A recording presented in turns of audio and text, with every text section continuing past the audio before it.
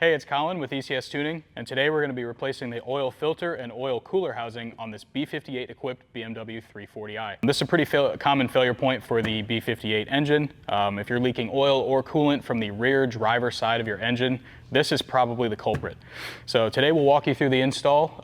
It is going to be a little bit of a more labor-intensive install. I wouldn't call it hard, but it's not easy either. So it's going to take some time, but hopefully we can walk you through it and make it a little bit easier on you. So let's get to it.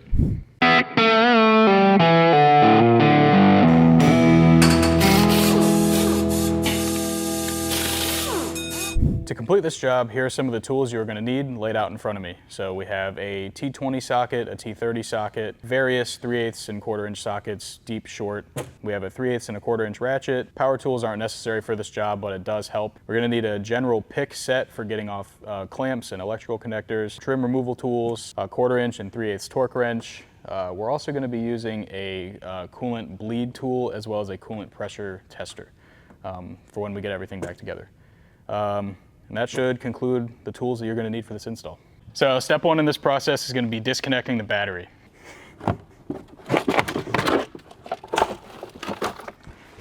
So we grab a 10mm and we can disconnect that really quick.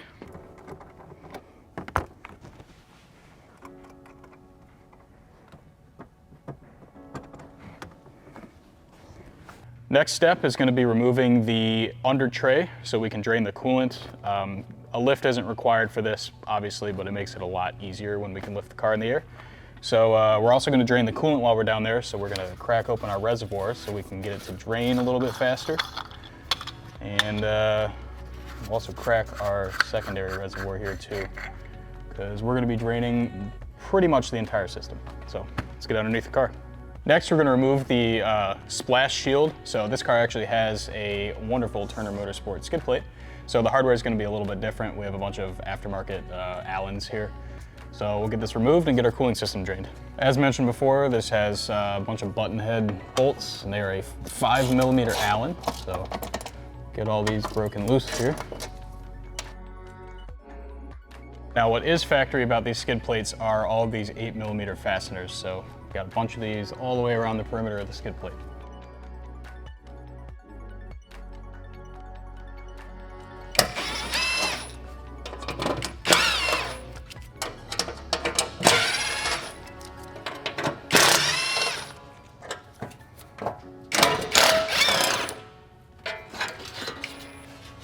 Now that we have our splash tray removed, we can remove this coolant hose from the radiator. So it's just a normal clip style, like a lot of the other radiator hoses on this car.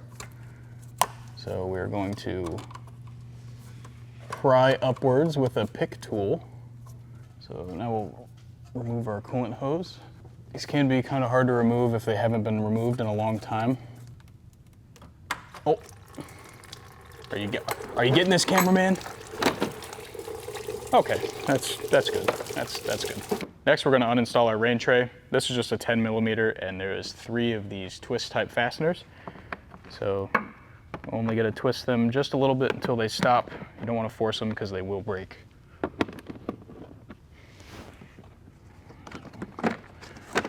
There we go. Same thing on this side. Going to be some 10mm. Unclip these, and there's a little grommet on this side here too. So just pull up and out just like that.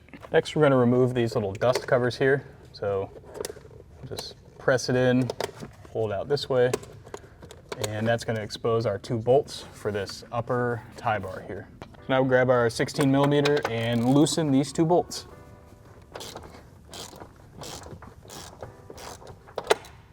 They are a little tight. Now we will grab our E18 Torx and remove this E-Torx bolt on the strut tower.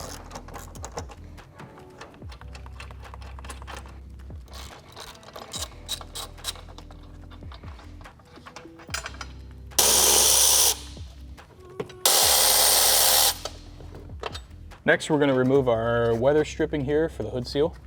So we're going to pull this wire all the way out like this, and we're going to grab our molding and just pull it off. Now we'll remove our cross brace Next, we'll grab our 10mm and we're gonna remove these 6 screws all around the top of this sound deadening or sound insulation panel here, whatever they call it. Let's get this removed.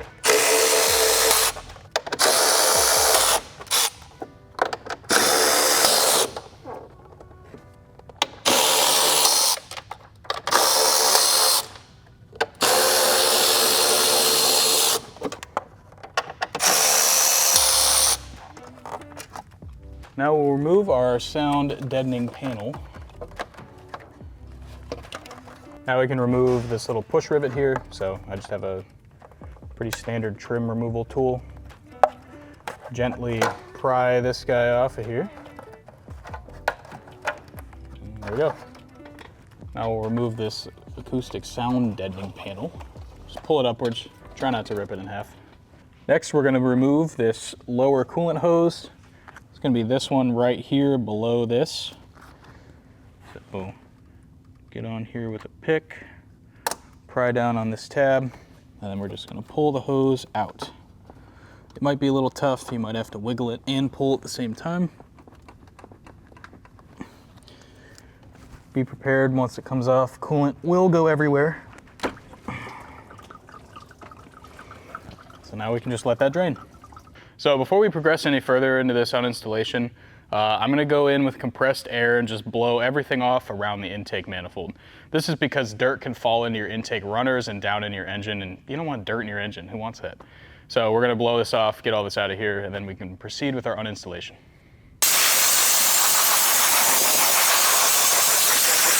So we're gonna remove the cover for the DME. So let's pull this connector off here, pull up some push clips,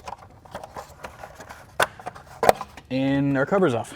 So now we're gonna be removing the DME and the PDM from this car. So they're located over here on the strut tower. It's very important that when you're removing this, you don't do it immediately after you disconnect the battery. You want all the, whatever juices are in the system to drain out of it before you touch it, because you can risk bricking both of those components and you do not want that. So before we start disconnecting stuff, we're just gonna touch something metal so we can ground ourselves, and we should be able to just start unplugging stuff. So now we can start pulling these out. So if you'll notice on the connectors here, you have different colors that label where they go. So that'll just, you know, it's a good reminder for when you unplug these where they go. If you want to take a picture of this before you start. So we have a black one here, gray one here, blue one here, and a yellow one on the back. So makes it so you won't mix any of these up when you reinstall them. So pull all these guys out.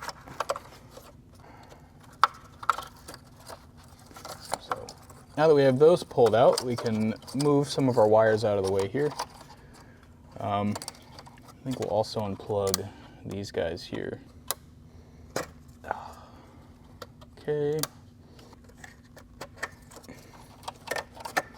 Those disconnected. Fish these out of here like so. And also taking pictures at this step is important, again, as mentioned, so you can reference how these wires are routed and tucked once you're done. So carefully remove our PDM from the slot. And we're just gonna set this over here for now. So this is actually a bag that we ship ECUs to for customers here when they order a tune from us. I'm actually gonna put the PDM and the DME inside of these bags just to minimize any risks we have of electric shock on these. Not so much them shocking me, but I don't want to introduce any static to them. Now I'm going to remove all these connectors. So there's a little push clip here, push this down, pull this towards us, and then remove it like that. And these are all also color coded too, like I mentioned before. So we have black here, gray, blue, green, yellow, and kind of an orange cream color.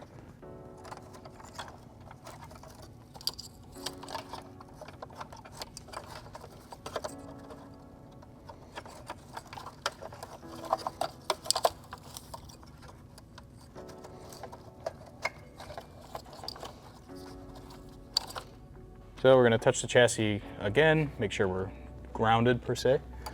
And we're going to release these two tabs here and pull upwards at the same time.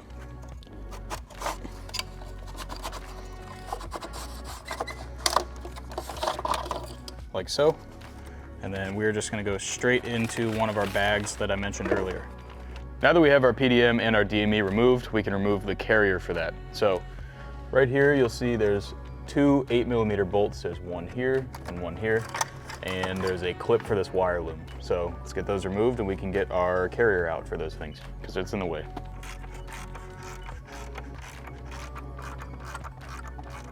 Now that we have this guy unbolted, we can reach under here. There's a little tab you press in on the bottom and then you can release this wire loom. And there's another push clip here for another wire loom. So we'll disconnect that with a trim tool or a flathead. And we have this wire loom clip back here. Same thing as the one in the front. Just push down a tab underneath and it releases. So we have one more wire loom clip back here. So to reach way down, unclip it from the bottom like that. It's a similar style to this one up front. So now we're gonna remove this clip. We'll just pry on this tab gently, pull this up out of the way. So we have a fuel line here. We're just going to remove this out of the carrier as well. It's just some tabs that you have to push out of the way. All right, now we have our fuel line released from the rear. We can shimmy all this spaghetti nonsense over out of the way, and we should be able to pull this up out of its home, like so.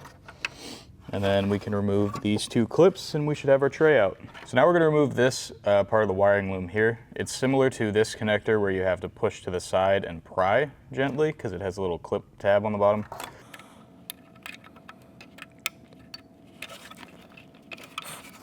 So you actually need to have 4 hands to do this. So now that we've finally removed this, I actually had to have a hand from our editor here because it required 4 hands to do. This is now removed. Turns out removing a tray is actually harder than removing the intake manifold. So this is out of the way. Now we can remove the manifold. Now that we have our holder for our DME and our PDM out of the way, we can move all of these wires out of the way. So I'm just gonna start tucking wires back here so we have access to things. Something like that. And then we're gonna unbolt this from the intake manifold and this PCV line, and then we should be able to move this out of the way too. So like I mentioned before, we're gonna remove this PCV line here. We're also gonna be removing this entire purge valve assembly off the top of the manifold, and then after that, we should have access to these bolts on top, a couple of other little things on the back, and we should be able to pull the manifold off. Grab our T20 Torx.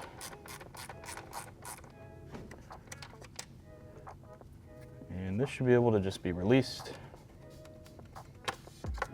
Just like that. We'll unclip it from here. Bend this out of the way for now. Grab our T20 again and remove this wiring harness. So now we'll pull this out of the way and I'm just gonna tuck it down in front of the engine here. Now I'm gonna unclip this other wire loom here. So there's these 2 little tabs. You're just gonna pull them towards you, lift up, get that out of the way. Now we have access to our purge valve. So I'm not gonna remove this because these break really easily. So I'm just gonna minimize the damage and just remove this one off of here.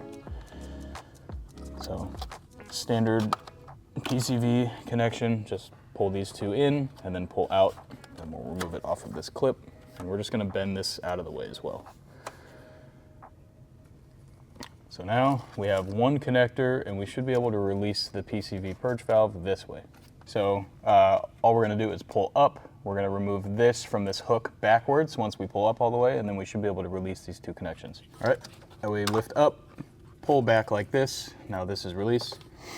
And we can press these 2 tabs in while pressing in on the purge valve, and then it should release. Now we can grab another pick. We're gonna pry up on this tab and release this coolant line. We already drained the system, so we shouldn't have any dripping out of this, but just in case, I'm gonna aim it down this way. Now we're going to gently pry on this and remove this sensor as well. Off. Okay, there we go. So now we're gonna slightly loosen the bolts for our intake manifold. So there's actually a procedure to do this, kind of like a sequence that you have to take them off. So basically you're just gonna start from the outside and go in. So we'll start with 7 first, do 6, then 5, 4, 3, 2, 1. So I'm gonna remove this clip for the wiring loom back here on the valve cover. just to have a slightly easier access to this bolt at the rear of the manifold. There we go. And now we have access to that rear bolt. So also going to remove this clip here and swing these wires out of the way so we can have access to this rearmost bolt on our manifold. So gently move this out of the way so we don't break it. And these bolts are a 10 millimeter. So start with loosening bolt number 7. We're not fully removing it, we're just loosening it for now. Now we can start with number 6. Number 5, number 4, number 3, number 2, and number 1. Okay. Next, we're going to unclip the wiring loom from this lower connector here. Next up, we're going to remove these 2 coolant hoses from the bottom of the manifold. You might have a little bit of excess coolant coming out of this even if you did drain the system, so just make sure it doesn't go into the intake manifold or the runners. Now we're going to remove these 2 E10 E-Torques from the brackets here that hold the manifold on, and then we should be able to access these lower coolant hoses.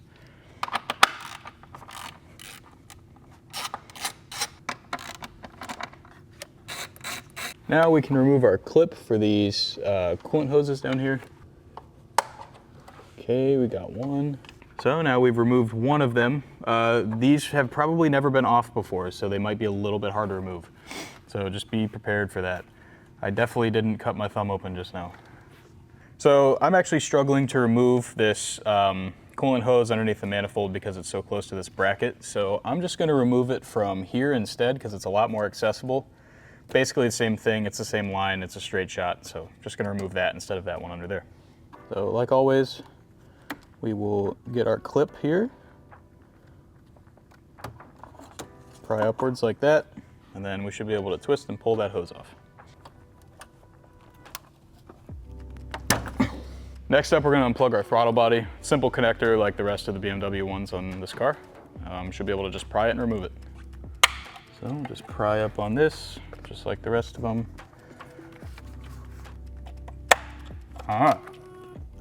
There we go. Now it's time to finally pull our intake manifold. So as mentioned before, it's the 7 bolts on top. We released these 2 bracket bolts, got the coolant lines off, got the throttle body connector off. So as you can see, it's definitely slackened. We're gonna pull this PCV hose off, and that should be the last thing in the way to pull the manifold. So I'm gonna unthread these all by hand. You could probably just buzz all these out with an impact, but this is how I'm going to do it. And again, at this step, it's crucial to make sure that there's no debris or anything like that sitting right on top of the runners here, because that, sorry, I shouldn't curse. That stuff is going to go right down into the head, and you do not want that. So make sure you blow it off with compressed air. You can even use like a leaf blower or anything like that that moves air. The moment of triumph. Removing the B58 intake manifold.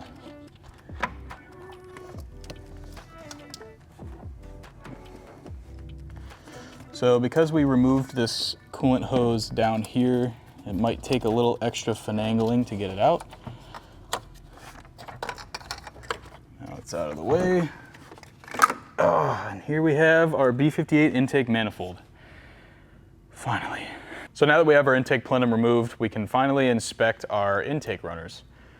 So, and our valves and all that stuff. So get a flashlight, look down in there, just check the overall state of them. If you have the means, this is the perfect time to have a carbon cleaning done because you're already this far in. In this case, we're just gonna shove some rags into there for now so no debris gets dropped in there, no bolts or anything like that. Also, don't forget these when you put your intake plenum back on, because that would suck.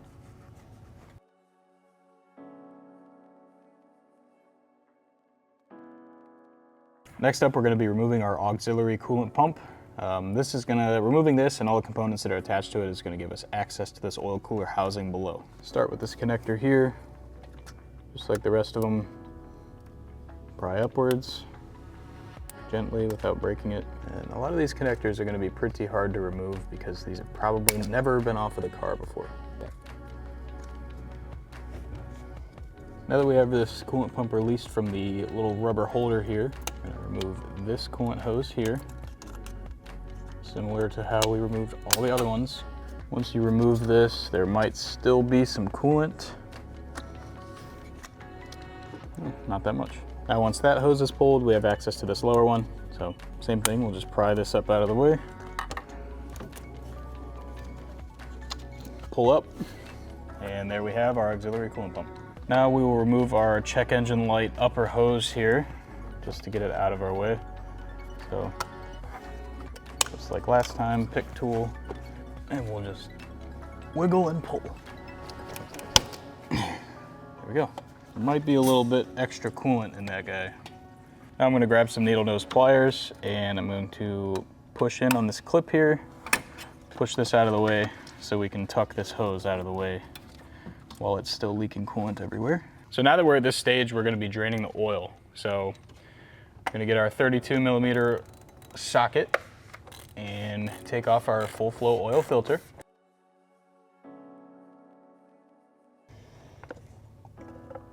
Oh. Let that drip into our housing so we don't get oil everywhere. Next, we're gonna drain our oil. We have an ECS drain plug here, and that is a 17mm socket.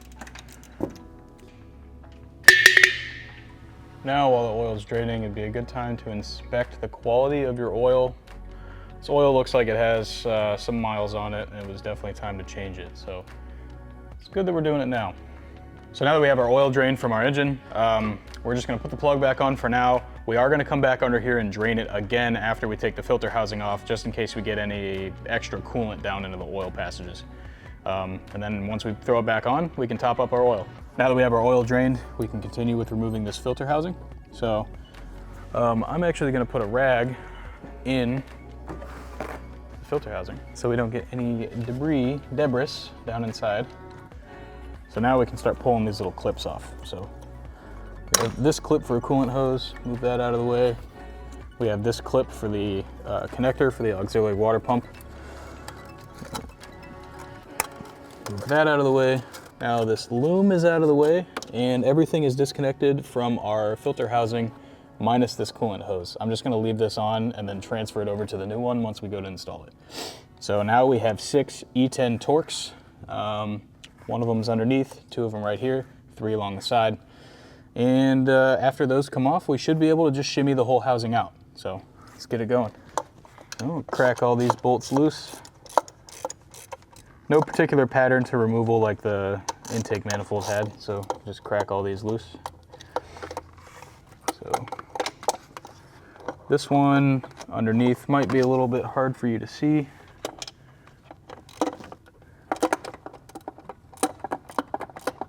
Move these wires out of the way.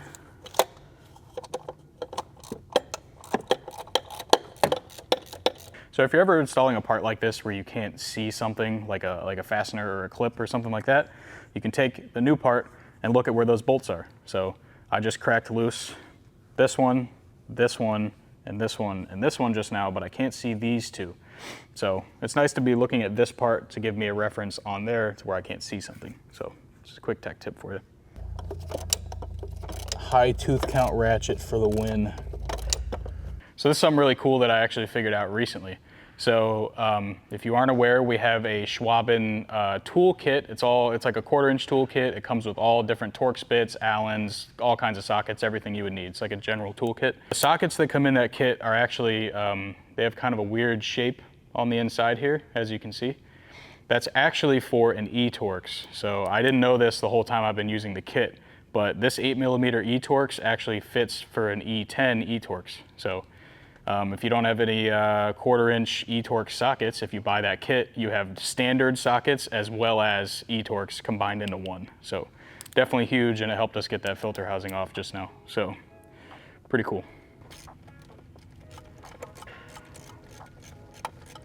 It's Something to note when you're removing this oil filter housing is some of the bolts are captive. Well, not some of them, all of them are captive with a little O-ring. So if you're turning the bolt, and then you hit a hard point and it stops, you're on that O-ring and the bolt should be able to be removed.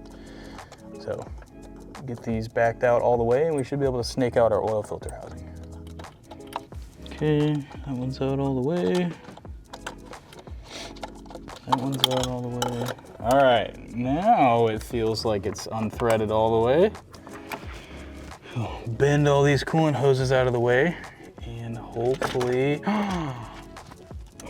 this is a huge moment. Huge moment here. Twist, loop-de-loop and pull. Now your shoes are looking cool, let's go. We got our oil cooler housing out, finally. Let's get the new one thrown in and get this over with. So now we have our oil cooler housings side by side. This is our old one, this is our new one. So we can go over kind of why these fail in the first place. So you'll see all these seals here are starting to kind of turn into plastic and mushroom over time, being tight.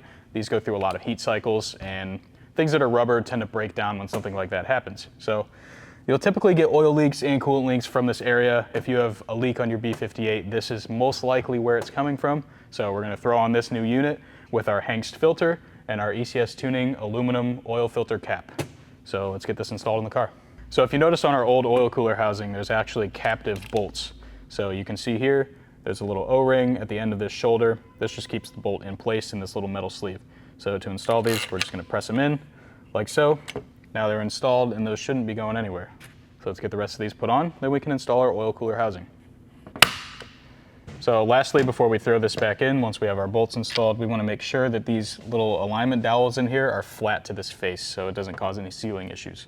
So our final step before throwing on our oil cooler housing is going to be cleaning the mating surface. So this is going to have all kinds of debris, oil, and even a little bit of corrosion in the coolant passages. So we're going to take rags, put these into all the holes and passages so we don't get any debris inside of that, and then we can clean up the surface with a razor or some Scotch-Brite. So carefully clean up all of these surfaces here. If you have any type of corrosion or anything like that, you can use some Scotch-Brite. Just be gentle on all the surfaces, but Scotch-Brite should take care of it. I wouldn't use any power tools or anything on something like this. So now that we have our mating surface properly squeaky clean, I did want to mention something. So in the BMW recommended procedure, it actually tells you to remove this transmission cooler. As you can see, you do not need to remove that at all to get to that. This bottom bolt here is a little bit challenging to get to, so if you have a couple extensions, maybe some wobble extensions and swivels, you will be able to get to that and remove it without removing that cooler. So big step that we were able to just skip for this procedure. So before we throw this in, we'll just inspect all of our seals, make sure these are all in the grooves and seated all the way, because the last thing you want is to fully install this and then your O-rings are leaking. So looks good, so we can throw our housing on. Okay. So like last time, we're just gonna snake it in like this, twist it a little bit, get this coolant line out of the way, and gently place this onto the block, just like that. So get some of these started by hand. Feels like they're going in just fine. So I'm gonna run these all the way in by hand, just so there's no issues with these threads. So now that we have our new oil cooler housing on, we can remove this oil filter and we're gonna throw in our Hengst oil filter. So again, we'll grab our 32mm socket, remove our oil filter cap. So now that we have our new ECS tuning billet aluminum oil filter housing, we have this old check valve that's out of the old oil filter housing cap. So you're gonna wanna transfer this over into here. So we're just going to stick this into the filter this way till it clicks, just like that. And then we will line these grooves up and we will insert it into our filter housing cap. Like that.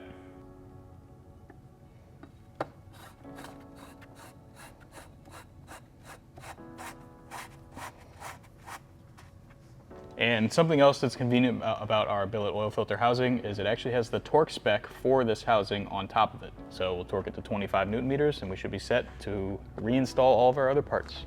Now that we've installed our full flow oil filter from Hengst, we are going to torque our oil filter housing.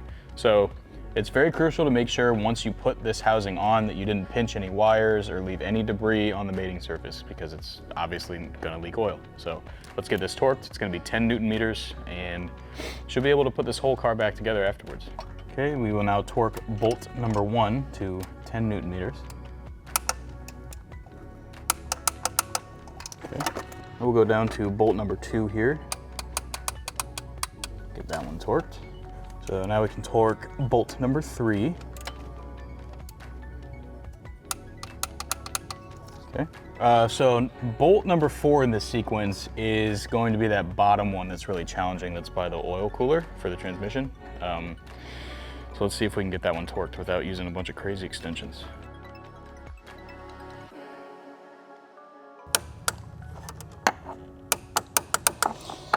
Yes, I finally got it. All right, chat. So what I ended up doing for that bottom bolt is I used a long extension with a swivel, an even longer extension, and then our E-Torques on the end. It was challenging to get to. If you don't have these tools, you might not be able to put a torque wrench on that lower bolt, but it is able to be done with this configuration. Now we'll do bolt number 5. This one is a significantly less of a struggle to get to. There we go. Okay, that is bolt number 6 torqued. So after we get our housing torqued down, it's always good practice to go over them all one more time with the torque wrench to make sure that they're all seated properly. So use our crazy setup of extensions here. Get on that bottom bolt. That one's good. Double check number 5. So now that we've successfully installed our oil cooler housing, we are going to drain the oil one more time just to make sure that we didn't get any stray coolant down into the oil galleys and just to drain off some of that excess bad oil. Now we can reinstall our oil drain plug with our new crush washer, torque that to spec. Now that we have our oil cooler housing reinstalled, we're going to reconnect all the lines and wires that are in that area that we had to take off in the first place. So originally when I removed this, I didn't show a wire loom clip that's all the way down at the bottom because you can't really see it, but it's basically one of these. So we're going to reach down in between the coolers here, make sure we reconnect that to the oil cooler housing, and we're also going to make sure we reconnect this one as well. So these are both captive to the housing. Now we're going to reinstall our auxiliary coolant pump. It's a good rule of thumb to check all of these coolant lines before you reinstall this to make sure that your captive clip is still on and installed, because it'll blow off once you put pressure to the system and you'll have a big coolant leak and you'll have to take all this apart again. So that looks good. We'll throw our coolant pump back in this holder and reconnect this line.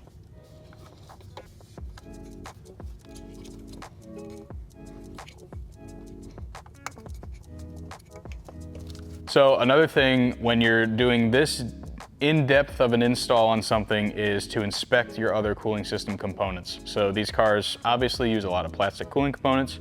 So we noticed that this flange down here is looking pretty rough. That's one bad day away from probably exploding. So we don't want to put our manifold and everything back on and then a month later that cracks and we have to take everything apart again. So if you have a B58 with around 60 to 80,000 miles and you're doing all this, you should probably replace this elbow as well. So we're going to throw this on and hopefully not have any coolant leaks once we put it back together.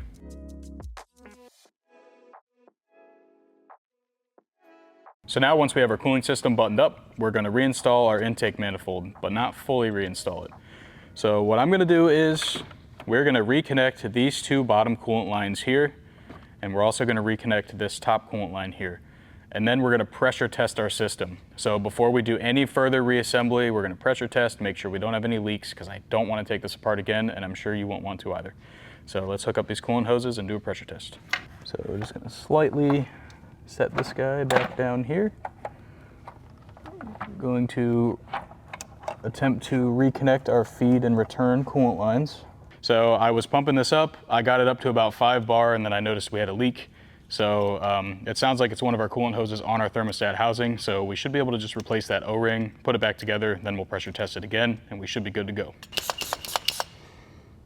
So 5 bar again, and if we grab this lower hose down here, So if this hose is bent, you can hear it's leaking all the pressure out. So we'll just have to disconnect everything and replace that. Shouldn't be too hard. So now, as always, we're gonna be cleaning our mating surface for our intake manifold. This is just gonna be wiping some dirt and excess oil off. Then we'll replace the O-rings on our manifold, and then we can throw everything back together. So I'm gonna keep these rags in so nothing falls in here, and I'm just gonna give these a quick wipe down. You can also visually inspect these to see if there's any dirt encroaching onto where the O-ring sits. These look mostly clean. So we'll just get all these wiped off, and then we can throw our plenum on. Ew. See, that's why we clean it. There's a bunch of stuff on this one. Now that we've removed our protective rags, we can double check our runners here just to make sure that no dirt or debris fell down into our valves. And everything looks good. So let's swap out these gaskets and throw this plenum on. So now we will remove our intake plenum gaskets. So you can see how bent this one is. This is kind of why we replace them. It's not super critical, but we're here, we might as well. So put these over top, roughly make sure that they're basically the same size before we take these off and potentially ruin them. So I'm just gonna get a pick.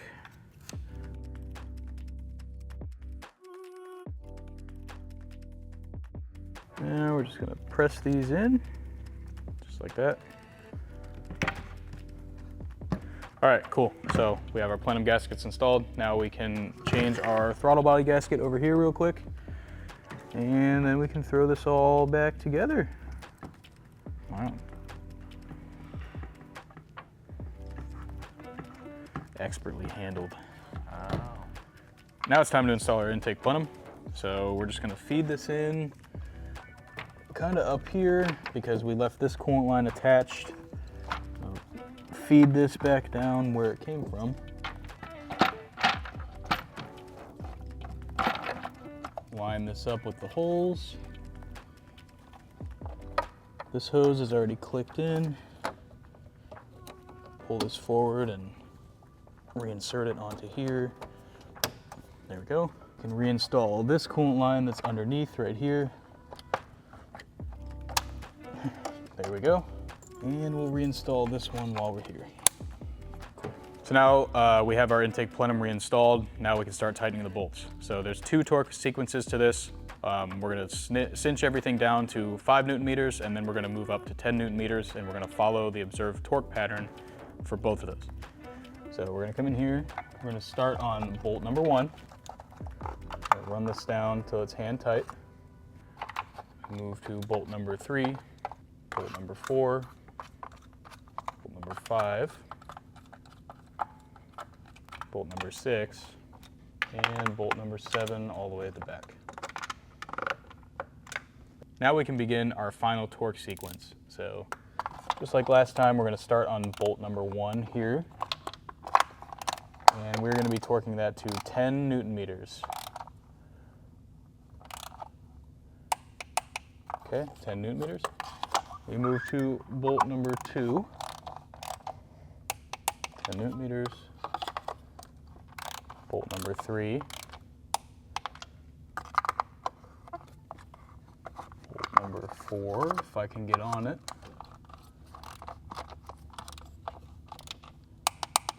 Bolt number 5. And bolt number 6. And bolt number 7. Cool, and now we'll go back over them in that same sequence to make sure they're all tight.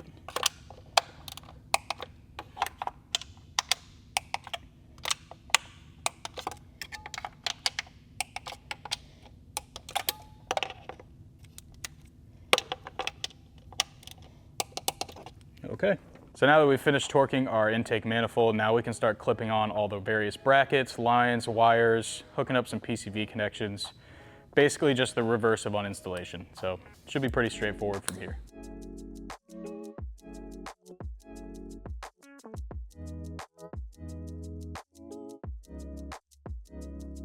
Now we're finally back to the stage of reinstalling our DME and our PDM. So I've already taken the liberty to reinstall the bracket, the DME, and the PDM.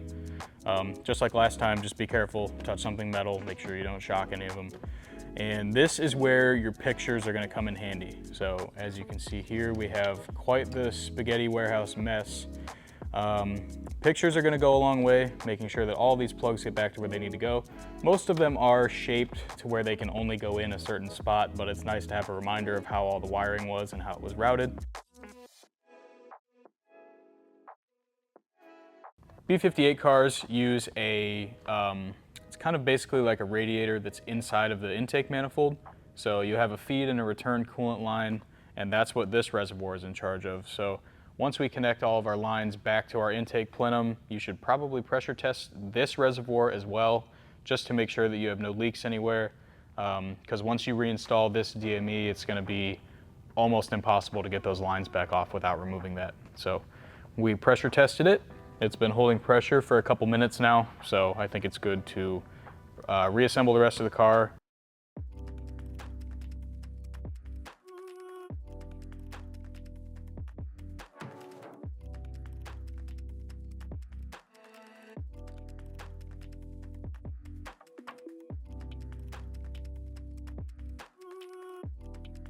Now that we have our engine fully reassembled, it's time to top our engine up with oil. We're going to be using Reconnecting 530 Special Tech for this. It takes 6.5 quarts or 6.25 liters.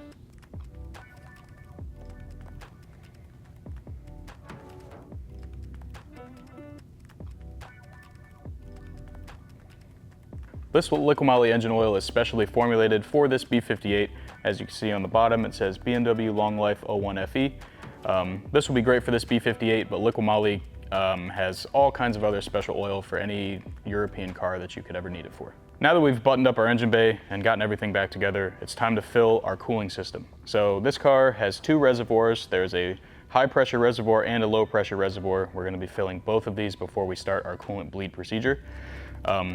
When we do start the procedure in the car, these do bleed concurrently with the auxiliary coolant pump, so we need to make sure that both of these are full so we don't risk damaging the coolant pump. While our fill procedure is happening, it is important to note that our fan will kick on sporadically throughout the procedure. It does take about 15 minutes to complete, so we're also going to be reconnecting a buzz box to this battery so we don't kill the car. Now it's time for our vacuum fill procedure. We're using our Schwaben vacuum fill tool here. BMW does recommend that you vacuum fill these systems because there's a lot of places air can hide in the system, and if you don't vacuum bleed them, you could risk overheating your car or having air bubbles. So we're also going to be using OEM BMW coolant. BMW also recommends that you do that. This is a 2018, so we're going to be using G42 coolant. There is a different one after 2018. Just make sure whatever coolant comes out, you put that same color back in, because the new one is green, this one uses blue, G42. If you're curious how to use this tool, I did a very detailed breakdown in our mini B46 oil cooler housing video on how exactly to use this tool. The same procedure applies.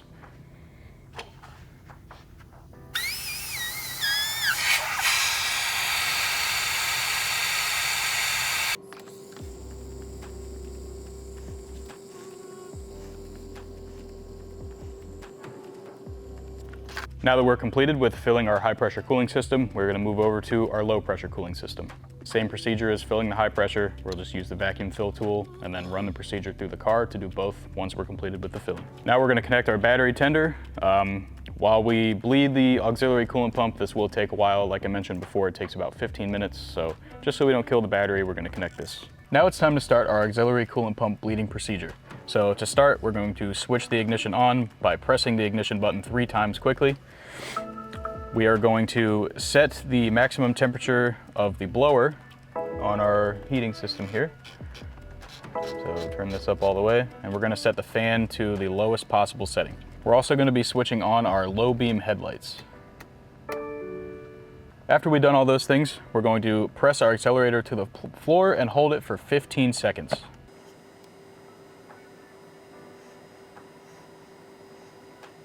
After that 15 seconds is up, we'll hear our auxiliary coolant pump kick on, and we can let it go through the procedure of bleeding itself. While this procedure is running, we're going to open the cap on our low pressure cooling system, and we're going to see if the coolant level is dropping. We're going to keep an eye on this while this procedure runs. As it's dropping, we're going to top up coolant as necessary. Now we're going to continue with the bleed procedure of our high temperature cooling system. So same as the last procedure, we're going to press the ignition 3 times, make sure the low beams are on, make sure our heat is turned up all the way and at the lowest fan setting. And now I'm going to hold the accelerator down for 15 seconds for the last time. Now after we completed that, we're going to start our engine. At first, the idle speed is going to jump up to 1200 RPM. And then once it does that and we wait a couple seconds, I will show you the rest of the procedure following that.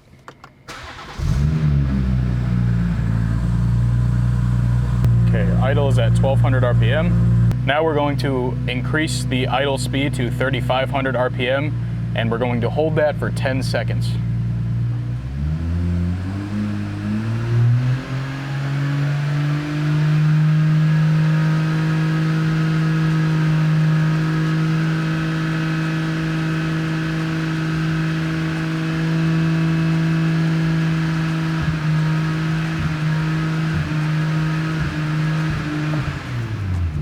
Now we're going to let it return to idle speed and we are going to wait 30 seconds. And now you're going to repeat this procedure 5 times. So that concludes our water pump and thermostat housing DIY.